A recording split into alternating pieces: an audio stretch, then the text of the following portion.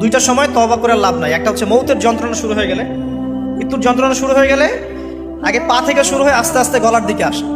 হাদিসে যেমনটা এসেছে, সূরা ওয়াকিয়ার মধ্যেও আছে যে পায়ের দিক থেকে যন্ত্রণা শুরু হয়ে আস্তে আস্তে আস্তে আস্তে এই গলার দিকে আসে, এবং আত্মাটা গলার এখানে যখন চলে আসে, এখান থেকে মালাকুল মউত আত্মাটাকে নিয়ে চলে যায়।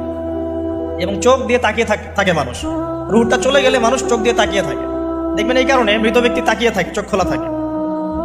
এবং তখন আসমান থেকে সিঁড়ি নামিয়ে দেওয়া হয়, ওই সিঁড়িতে করে আত্মা চলে যাচ্ছে, ও তাকিয়ে দেখে যে আত্মা চলে যাচ্ছে।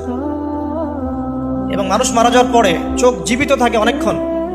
মেডিকেল সায়েন্স যারা পড়েছে তাদেরকে জিজ্ঞাসা করবে, মানুষ ডেড হয়ে গেলেও চোখ দেখবেন আরো কয়েক ঘন্টা, হয়তো আরো নির্দিষ্ট একটা সময় পর্যন্ত চোখটা কিন্তু জীবিত থাকে।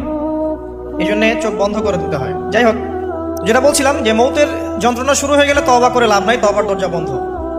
আর পশ্চিম দিক থেকে সূর্য উঠে গেলে তওবা করে লাভ নাই, তওবার দরজা বন্ধ।